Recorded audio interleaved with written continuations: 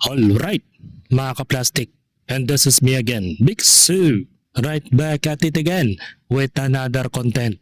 At isang viral video ang ating tatalakayin ngayong araw na ito o gabi sa inyong lugar. At ang tatalakayin po natin mga ka-plastic ay tungkol sa isang vlogger na pinahabol niya at pinaglaruan ng kanyang empleyado ay ini-issuean na po ng show cause order ng LTO, lisensya suspendido, sasakyan alarmado mga ka-plastic. So ito yung base sa mga posts ng LTO. Naglabas na ng LTO ng show cause order laban sa vlogger, driver at rehistradong may-ari ng isang sasakyan na sangkot sa viral video na sa social media kung saan makikitang hinahabol ang isang gasoline station attendant ang umaandar na sasakyan matapos umano itong umalis ng hindi nagbabayad. Ang SCO ay nilabas kasunod sa isinagawang investigasyon ng LTO, Intelligence and Investigation Division, hinggil sa naturang viral video kung saan makikita ang isang Toyota Land Cruiser na bumabaybay sa Maharlika Highway sa Alakapan, Cagayan habang hinahabol ito ng isang gasoline station attendant. Ang individual na nag-record ng video ay sakay ng sasakyan sa oras ng insidente at umano'y nag-utos at hinayaan ng driver na ipagpatuloy ang pagmamaneho habang hinahabol ng attendant ang sasakyan sa ilalim na matinding init at sikat ng araw. Inatasan ng vlogger na rehistradong may-ari at ang driver na humanap sa LTO at magsumite ng sinumpaang salaysay upang ipaliwanag kung bakit hindi na dapat managot ang mga administratibong paglabag sa kabilang ang reckless driving at kung bakit hindi sila dapat idelektarang improper person to operate a motor vehicle alinsulod sa umiiral na batas. Samantala inatasan ng driver na isuko ang kanyang lisensya at kasalukuyan nitong nasa ilalim ng 90 days suspension o preventive suspension. Ang naturang sasakyan ay isinailalim na rin sa alarm status. Mariing kinondena ng LTO chief si Asek Marcos Lacaninaw ang insidente na iginiit na walang puwang sa kalsada ang ganitong uri ng kagawain maging ito ay may para content.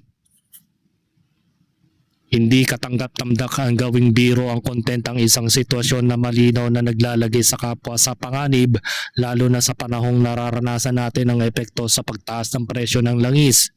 Ang ganitong uri ay ng uri ng asal ay hindi lamang irresponsible o responsable kundi ay nagpapakita rin ng kawalan ng malasakit, ani ni Asek Lacaninaw.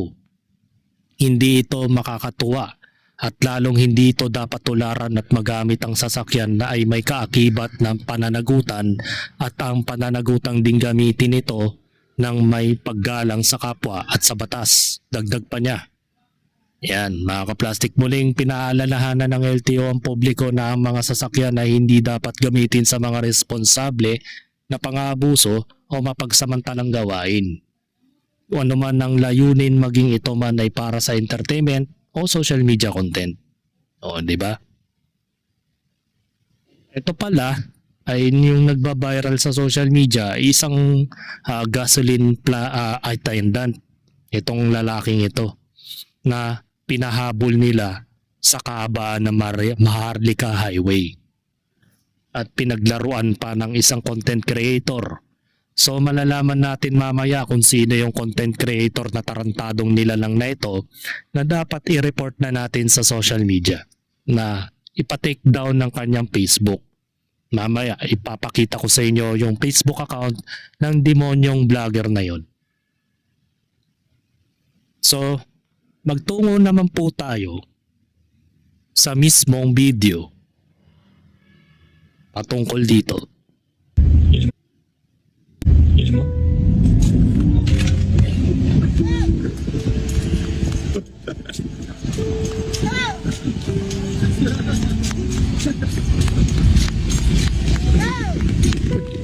Kami merienda. Grabe, no? Hindi nagbayad yan ng gasoline fee. Opo. Pinahabol niya oh. Sige. Sige. Sige.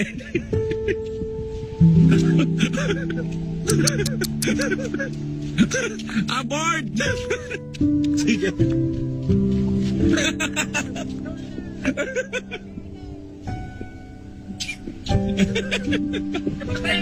Kamig merienda lang! Batikan! Ay na! Gusta? Morning! Tonto pa siya, may pa-shoutout pa. Sige. Kamig merienda ka no! Abe, may ka! Naimas si merienda, abe! Awan. Awan niya hindi niya rin trabaho. Tuwan-tuwa pa yung hindorotot na. Ayon sa comment makakontent lang tuwan-tuwa pa ang kupal. Di magandang pagpapalaki ng magulang. Tawa ka na, iyak ka later. Ganito ba ang kayabang ang mga vlogger ngayon?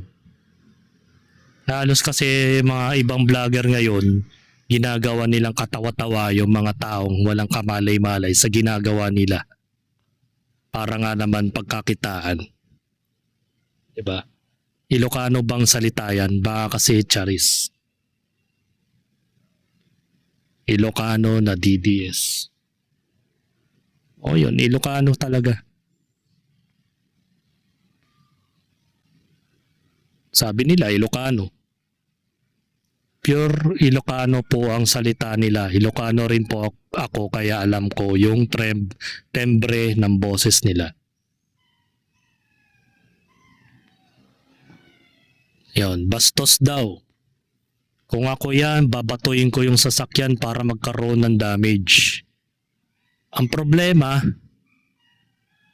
kung babatuin mo yung sasakyan niya, makakasuhan ka ng malicious mischief, tsaka damage property. Diba? Kung papatulan mo yun.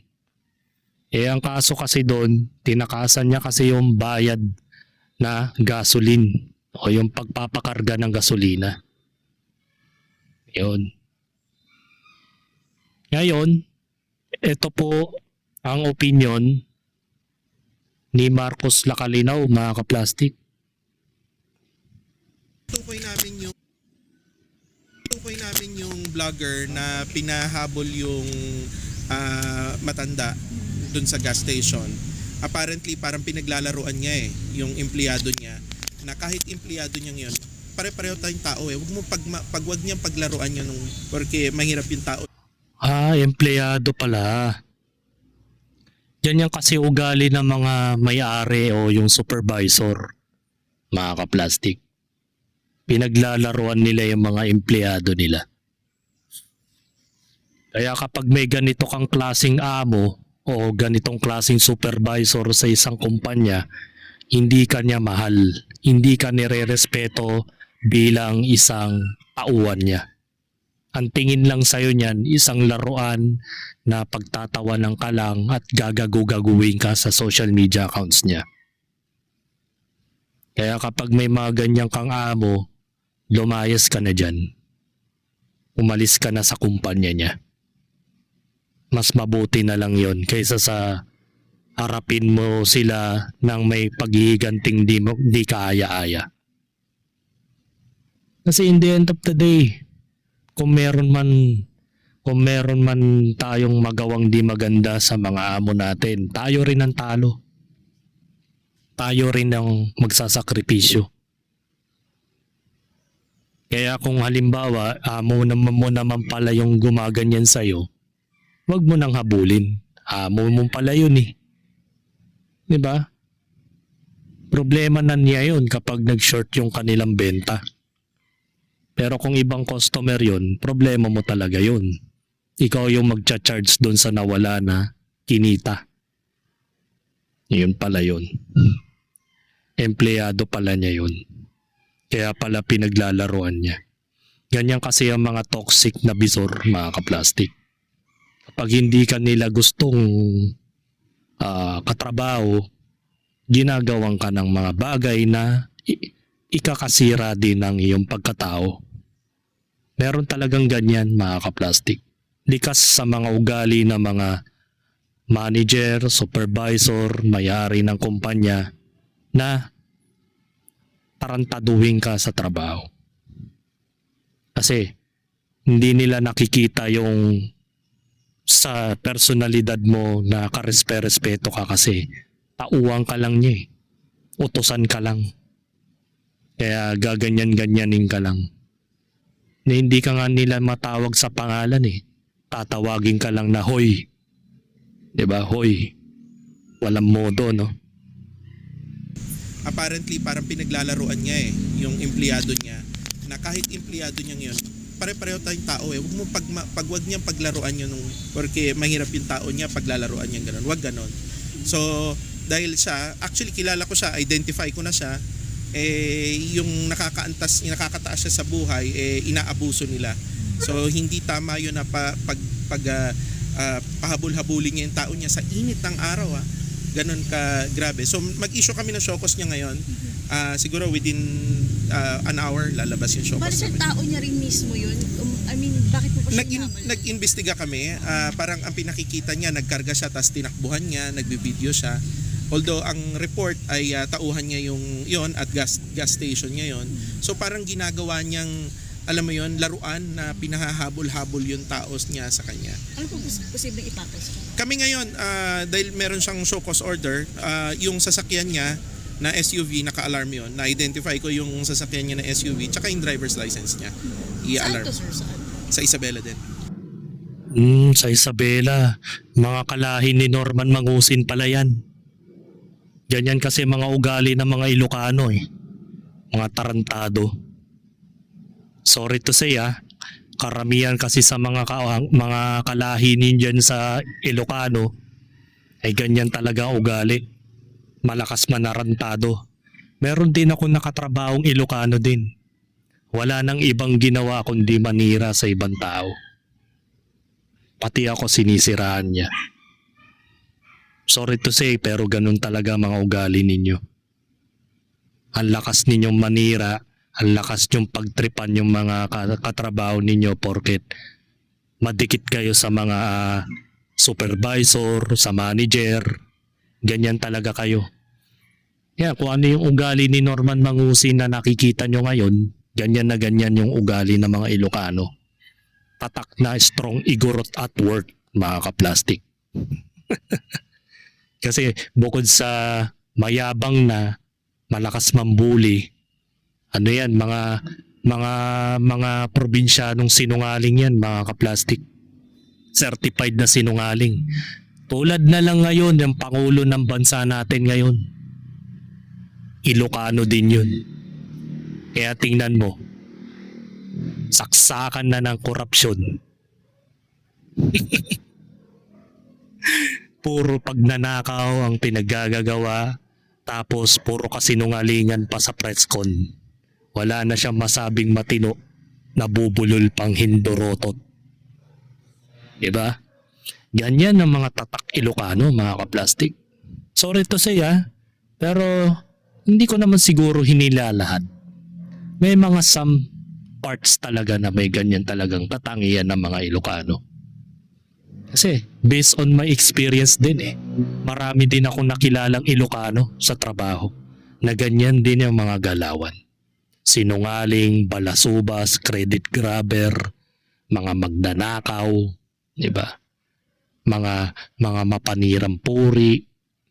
Ganyan sila, mga plastic.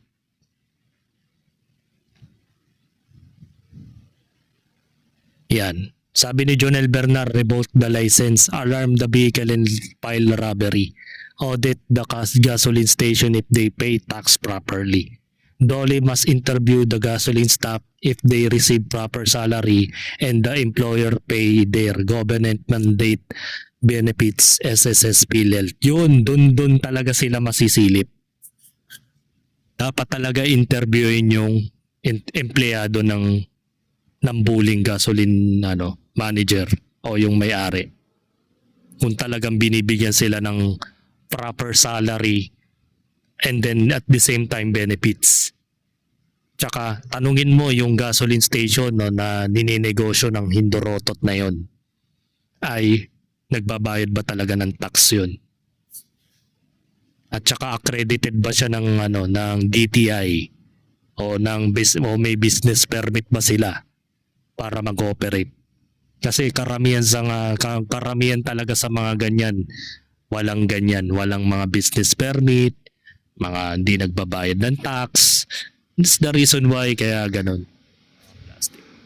Tamang komento to para kay Jomel Bernal. Plastic. Hindi lang tanggalin ng lisensya, silipin pati yung negosyo. Sumasakay lang kayo sa kasikatan ni Boy Tyson. Content nga nila yun eh.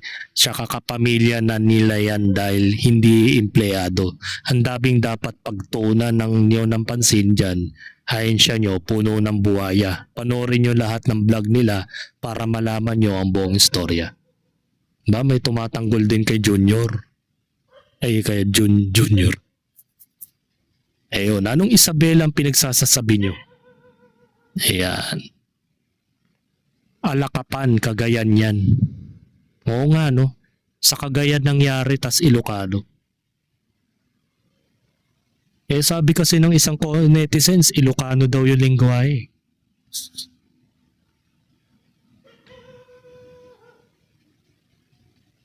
Alakapan yan, tao ni Florida, Alakapan Tyson. Ay sus, mali ang content ni Mayor. Ayan, may glitch na kayo. Yung content creator na yon, isa po siyang mayor ng lugar. Mga ka-plastic.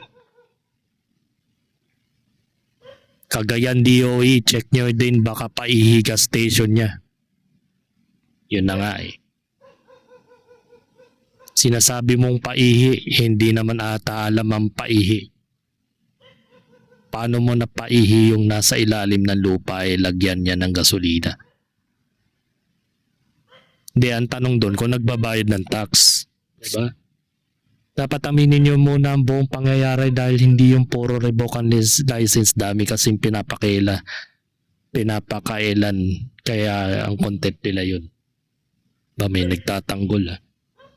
So, ito po yung hinold na sasakyan na parang kaduda-duda. Sasakyan ng vlogger na Dedma sa show cause order, pina-impound. Baka pina-impound yung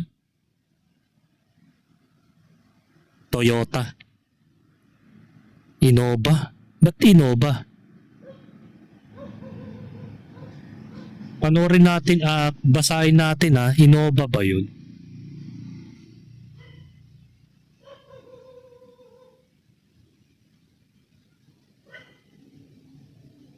Toyota Land Cruiser. Bakit Toyota Innova? Alakapan, Cagayan. O, di ba? Toyota Land Cruiser tapos Innova yung kinumpis ka. Kaya marami nagduda, revoke for life. Tanggalin lahat ng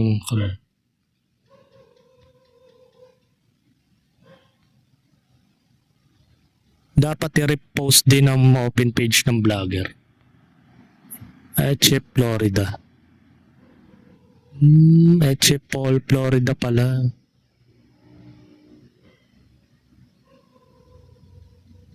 Smoke Machine PH yan po.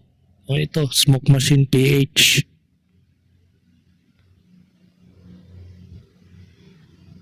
Baka turo kayo ng turo ng content Baka hindi yan. Smoke Machine PH daw.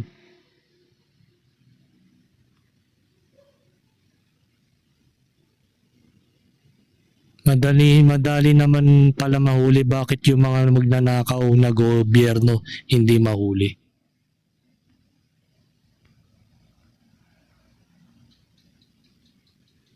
Anyone notice Honda 2000? Tanggal langas ni kamote.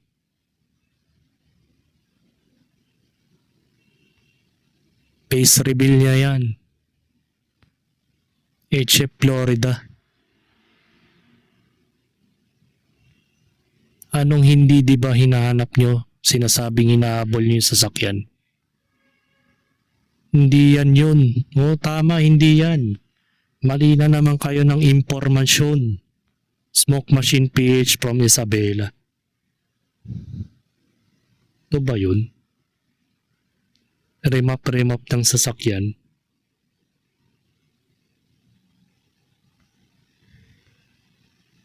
Ble. Ito ipapakita ko sa inyo ha. Ito po yata yun.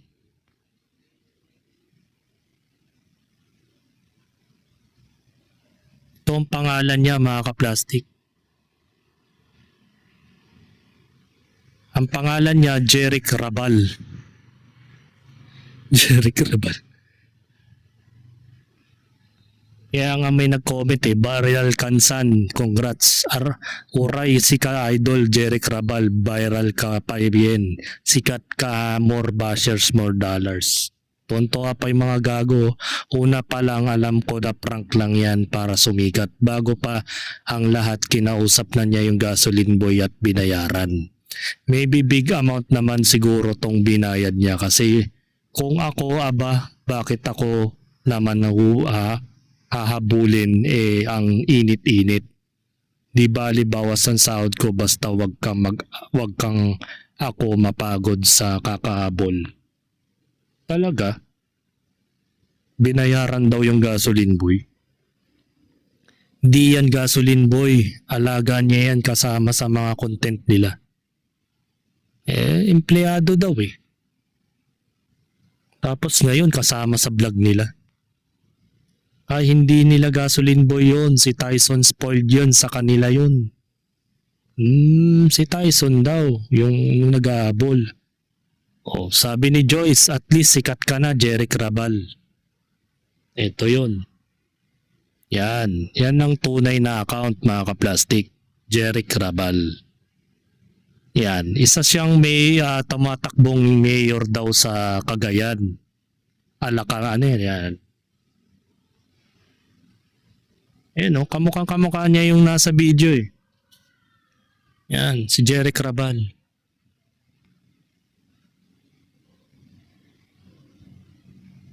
Ayan. Tyson Serrano, I miss you, sabi niya. Pinagkaguluhan kayo. Ayan.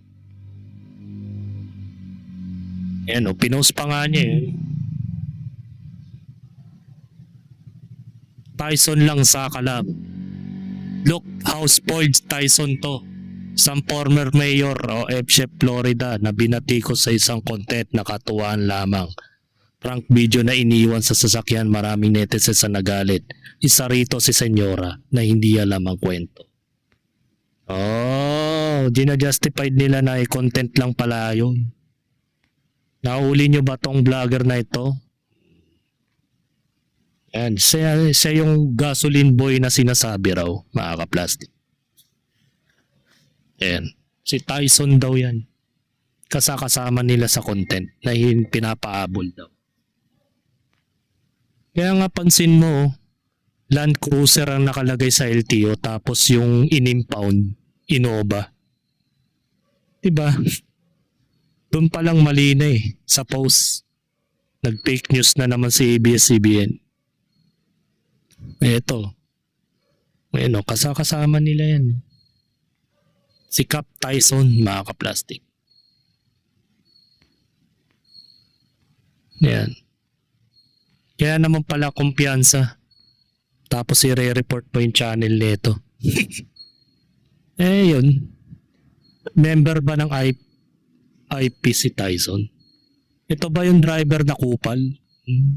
Paano magbabayad siya ay may-ari ng gasolinahan? Pero dahil dyan mas sisikat si Tyson, magkaroon na yan ng pinikulang Dagad, Must Be Crazy, Ilocano version. Tapos sikat driver J-Truck na kamkamaten na kuno. So ibig sabihin, yung naganap dun sa Alakapan, Cagayan, ginawan pala niya ng content yun. Then ang nangyari, it is a scripted, tama ba? Na pinapahabol niya itong si Tyson sa mga kasama niyang nagmamaneo. Actually, hindi daw empleyado. Yan ang sabi, oh. Kaya ito, proud si Jeric Rabal. Tyson lang sa kalam. Tas may nabanggit pa dito isang page, no?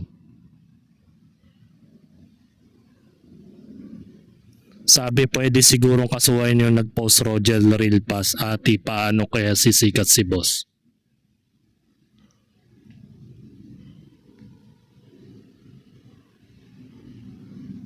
Kastal talaga biyag idol haan damit amoti gusto nga kwento. Saan na yung kanina?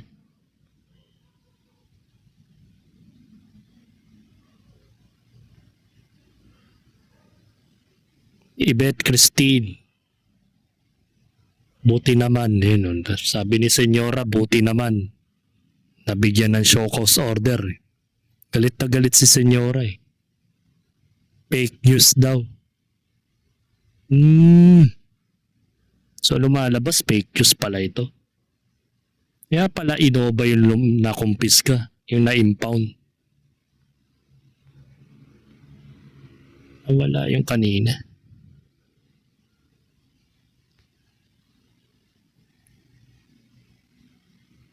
Tyson daw eh. Eche Florida. Yan, Eche Florida. Pilot with happy favorite dad lovely. Mga kaplastik. Ito po yun, Cagayan. Mayor. Mga kaplastik. Yan, i-report nyo yan. Alakapan Cagayan po, hindi po Alakapan Isabela para nakatanggap kayo ng SEO nyo. Yun lang. Cagayan po yun. Para saan kaya yung SEO ay binigyan ka ng sanction agad? Wala talagang silbi Intel Fund. Sarap maging mayor, okay lang mabash, marami namang pera. House tour nga ni Yorme, flex na rin yung mga sasakyan. Nakaka-inspired po kasi yung katulad sa kanila diskaya. Daming fake news kasi mismo mga legit na news agencies. Walang research, basta broadcast na lang ng broadcast. Ayun. So nakita ko nga, di ba? Yung pinost ng ABS-CBN Toyota Innova, samantalang Land Cruiser yung nakalagay sa LTO. So may mali na. Identify pa si Calvo, mali naman yung identify na address. Nako, si Asik Lacanilaw mukhang makakasuhan na. Dapat isa sa mga tutukan ng gobyerno ay ang fake news ngayon. Siguraduhin munang verified ang impormasyon bago ipalabas sa SOCMED para hindi kumalat agad ang maling balita. Yung iba talagang vlogger ni rage bait ang content para lang sa views at engagement. GMA News, pa-autograph, Tyson. Baga si Tyson pala yun. Fake news, the guard mayor. Ayan. For the content lang pero lagot sa LTO ang vlogger. Ayan o, sikat na kami ni Tyson. Aray mo, pakak. Sabi ni Chef Paul, Florida, mga kaplastik. Pero lagot sa LTO ang vlogger na nagpa-full tank at nagpahabol sa gasoline boy sa Cagayan. Ang vlogger na pagalamang dati pa palang mayor. Narito ang Frontline Report. Hinahabol ng matandang gasoline boy na yan ang SUV sa katirikan ng araw sa Alakapan, Cagayan. Ayon sa viral video, nagpa-full tank ng sasakyan ng motorista pero hindi siya nagbayad. May pagkakataong naabutan ng gasoline boy ang SUV. Pilit niya itong pinapahinto pero patuloy lang sa pagtawa ang sakay nito na isa palang vlogger. Hinayaan lang niya ang kanyang SUV driver na magpatuloy sa pagmamaneho. Kahit hiningal, ilang metro pa ang tinakbo ng gasoline boy. Hindi na nakita sa video ang mga sumunod na nangyari. Pero maraming netizens ang hindi natuwa. Marami ang nagtag sa Land Transportation Office para panagutin ng vlogger na kinilalang si Harry Florida, dating mayor ng Alakapan, Cagayan. Ayon sa kanya, ang gasoline boy sa video ay si Tyson na isa ring vlogger. Kaya paano raw huhulihin? Lumalabas na for the content lang pala ang viral video as scripted ito. Pero hindi umubra kay LTO Chief Marcos Lacanilaw ang pantitrip na yan. Pinagpapaliwanag pa rin ng ahensya ang ex-mayor vlogger. Actually, kilala ko siya, identify ko na siya. Yung nakakataas siya sa buhay, inaabuso nila. So hindi tama yun na pahabol-habulin niya yung tao niya sa init ng araw. Kahit empleyado niya yan o kamag-anak niya yan, wag mong gawing laruan yung mga tao para sa ikatutuwa mo. Hindi katanggap-tanggap sa amin sa LTO. Sinuspende rin niya ng 70 araw ang lisensya ng SUV driver at isinailalim sa alarm status ang sasakyan. SUV May naman. paalala rin ng LTO sa mga vlogger. Yung pagiging vlogger natin, maging responsable tayo. Hindi yung magbibigay tayo ng hindi magandang halimbawa sa mga kababayan natin. Sina-challenge pa natin ng gobyerno na hindi sila kayang hulihin. Kami, huhulihin namin sila at seryoso kami. Kasi kung hindi natin gagawin to, hindi tayo titino. Wala pang pahayag sina Tyson at Florida, pati na ang SUV driver, bagamat binura na ng ex-mayor ang viral video. Nagbabalita mula sa Frontline, Ana Cruz, News 5. Ayun. Sabi naman ni TB5, ay ano ba yun? Land Cruiser? Ayan, nakakalimutan ko. Tao para sa ikatutuwa mo. Hindi katanggap-tanggap sa amin sa LTO. Sinuspende rin niya ng 70 araw ang lisensya ng SUV driver at SUV daw. Sabi ni TB5, SUV. Sabi naman ng ABS-CBN, Toyota Innova, na naka-impound na ngayon dun. Tapos yung pangatlo naman, dun sa LTO page, Land Cruiser. Ano pa talaga totoo? Anong sasakyan yon? Tsaka nakita natin, kulay itim yung sasakyan.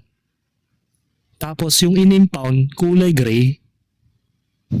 Silver gray na Innova. Tapos SUV naman. Alin ba talaga? Ang gulo ng balita. ilalim sa alarm status. Kaya yun, natatawa na lang si Chip Florida. Sikat kami ni Tyson. Ayan. Kumbaga, may mali pa rin naman sa ginawa ni Chip Florida. Hindi nangangahulugan lusot na siya sa mga ganyang bagay. Kasi isipin mo, social media, vlogger ka. Tapos gagayain ka ng mga mararaming content creator na iisipin na napakagandang trip pala yung mga ganyan. Isipin mo yan. Napakagandang trip pala yan. So gagayain natin yung prank ni Chip Florida na pinahabol ng sasakyan. Paano na lang kung nasa kasagsagan ng highway na nasa busy road? Pinahabol mo. Bigla na lang nasagasaan. Accountability nyo yan. 'Di ba? Kasi hindi mo masasabi ang disgrasya, mga kaplastik. Tsaka meron din siyang nalabag, mga kaplastik, using cellphone while driving, mga kaplastik. Tas pahinto-hinto pa siya sa highway, which is bawal yun kasi nasa highway ka eh. Baka mamaya may may mga kasunod sa kanya dun biglang huminto siya tapos nabangga, di ba? At the same time, uso na ngayon ng heat stroke dahil sa init ng panahon. Kaya sabihin man natin na scripted yan o hindi, meron ka pa rin na damage na tao. Pinagod mo, bayaran mo. Yeah. Isipin mo to. Proud ka na itong taong to, pinagod mo. Diba? Ngayon, gina-justify nyo sa sarili ninyo na wala lang yun, mga ka-plastic. So,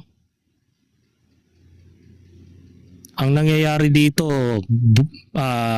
LTO Asik Lacanilao versus ex-mayor na si Eche Florida. Talagang labanan to ng mga politiko. O labanan to ng mga malalaking tao sa gobyerno. Bagamat hindi naman talaga mayor tong si Florida, matik yan, di ba? Marami pa rin mga bobong followers ang naniniwala sa kanila na tuwan-tuwa pa sa ginawa nila dito sa pobreng taong ito. Yan, tanda-tanda na yan, no, pag-abulin mo pa, mga ka-plastic. Hindi nyo man lang naisip na baka mamaya magkasakit yan sa init ng araw. Saka hindi nyo rin naisip responsibilidad ninyo mga vlogger na maging matino naman yung mga content ninyo. Dahil maraming possibility na gayahin kayo ng mga kabataan na nakakapakinig o nakakapanood sa inyo. Diba? Isipin nyo yun. Wala na kayong nagawang matino. Dumadagdag pa kayo sa problema ng Pilipinas, mga ka-plastic. So hanggang dito na lang ang aking opinion, and this is me again, Big Sue, lagi nagsasabing ang mga plastic ay matagal babulok dahil ang mga plastic ay toxic. Kaya, what's up mga ka-plastic? And this is Cambid, commentary video ng video live stream. Signing out. Alright. Mga ka-plastic, kung nagustuhan nyo ang aking video, isubscribe nyo lang ang aking channel. At the same time, i-hit nyo rin ang notification bell at yung all para ma-notify kayo sa aking susunod ko pang video sa aking YouTube channel. Maraming salamat po mga ka-plastic.